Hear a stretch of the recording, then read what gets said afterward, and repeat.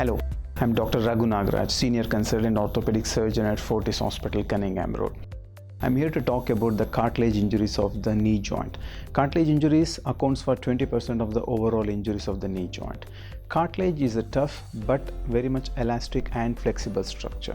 The function of the cartilage is to reduce the friction between the bones and help in taking the load on the joints.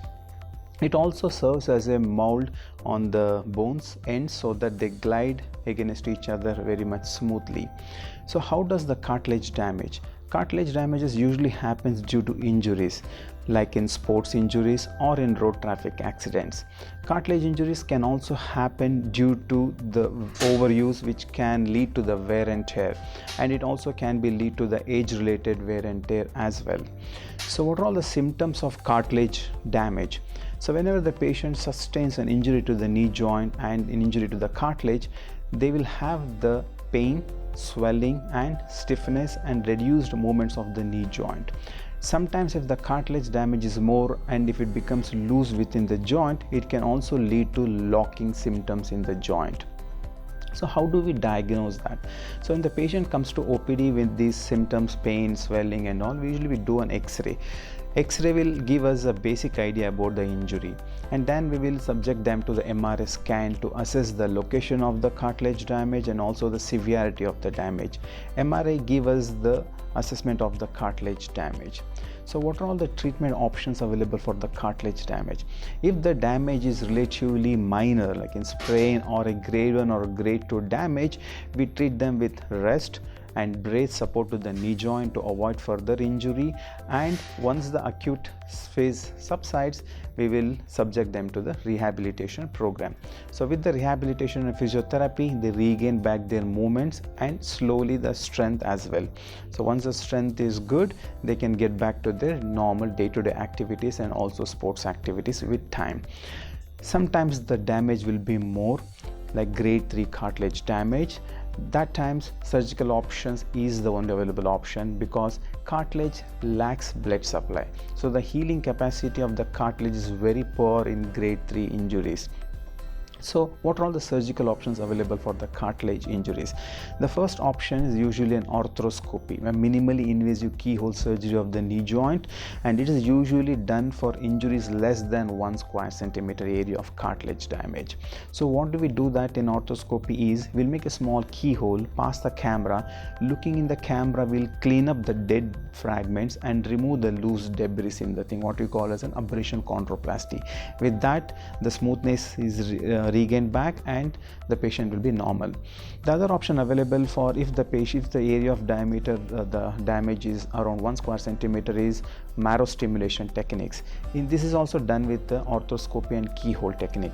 So in arthroscopy, we make a small holes into the defect of the cartilage so that the blood and the bone marrow cells come into the area and regrow into the cartilage. This is a marrow stimulation techniques, and both the techniques are subsequently treated with the physiotherapy and rehabilitation.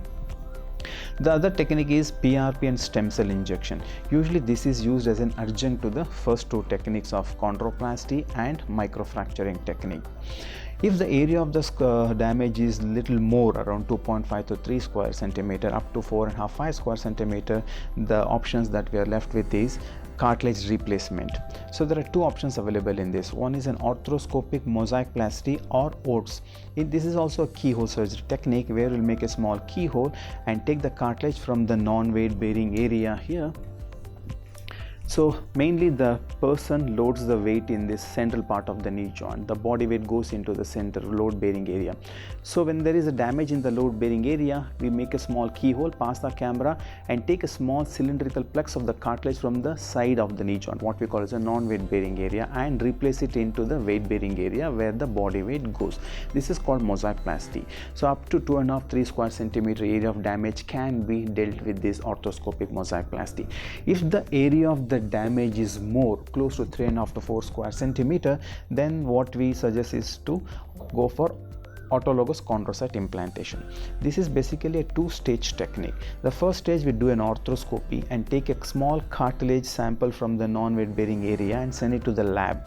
So the lab will culture that cartilage, grow the cartilage and send us back in 3 to 6 weeks time. After 6 weeks, when the cartilage cells are ready, then we conduct a second stage, which is definitive procedure. This is usually done with an open technique. We make a small opening on the area where the damage is there and implant this cartilage cells into the defect. By 6 weeks to 8 weeks, the cells will grow into a normal, proper hyaline cartilage of the knee joint. This is a very good technique as it grows into a normal cartilage, and a huge, large area can be covered with this technique.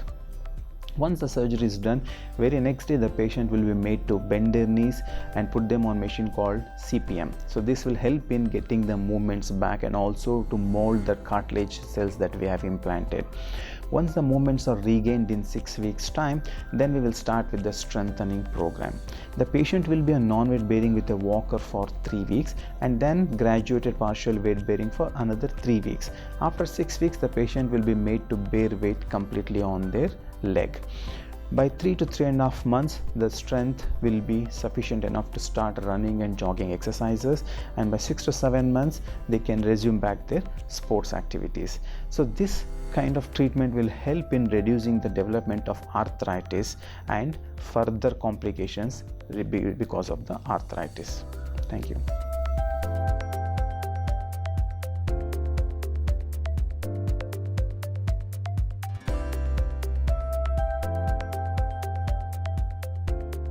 Medial femoral condyle, the thigh bone. So you can see this part of the cartilage is normal, but here you can see the defect. You can see the boundaries of the defect.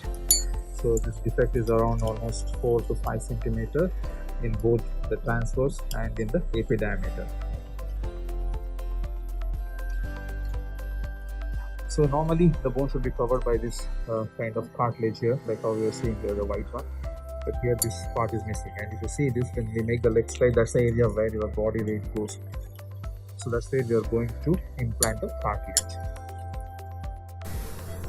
Come on, sir. Can you see this thing? Yeah. Okay. So that's the autologous chondrocyte implantation. You can see the cartilage cells has been implanted into the defect now, this pinkish layer. So it is going to grow into the normal cartilage layer in 3 months time.